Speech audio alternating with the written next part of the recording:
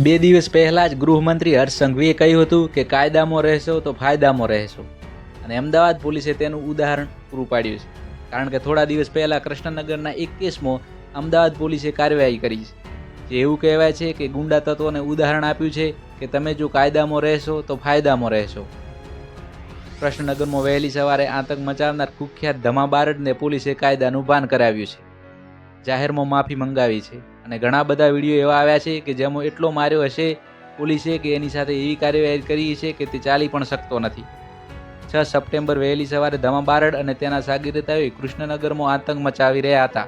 વાહનોમાં તોડફોડ કરી અને કાયદો હાથમાં લીધો હતો, અને એટલે જ ધમા બારડને પોલીસ નર્મદાથી ઉઠાવી લાવી અને તેની ધરપકડ કરી એને સબક શીખવાડ્યો. જબરજસ્ત મેસેજ એ બધાને પહોંચાડ્યો કે જે એવું સમજે છે કે ડોન છે અને તેમની સાથે કંઈ નહીં થાય એવું સમજનારને પોલીસે એવી કાર્યવાહી કરી છે કે ડોન સમજનારા લોકો કહે છે કે ડોન બનવામાં મજા નથી. થોડા દિવસ પહેલાં અજીતસિંહ તેની હોટલથી ઘરે જઈ રહ્યો હતો. તે સમયે ગાડીની ડીપર કેમ મારી એમ કહી મર્સિડીઝ ચાલક ધમા બારડ દ્વારા તકરાર કરવામાં આવી. પછી અજીતસિંહનું અપહરણ કરી તેને ઢોરમાર મારવામાં આવ્યો.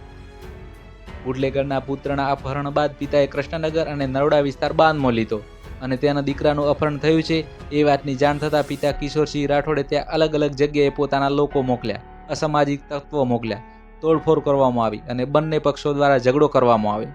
કુખ્યાત ધમા બારડ સહિતના લોકો વિસ્તારમાં અન્ય લોકોની ગાડીઓના કાચ તોડતા દેખાયા. એ વિડીયો પણ સામે આવ્યો. અરાજકતા ફેલાઈ, સોસાયટીની બહાર જ આ બધું થઈ રહ્યું હતું. પોલીસને દાખલો બેસાડવા માટે જે ખોટી બબાલો કરે છે એને બતાવવા માટે કે અહીંયા કાયદો ચાલશે, અહીંયા તમારી ગુંડાગર્દી નહીં ચાલે, એના માટે જબરજસ્ત કાર્યવાહી કરી.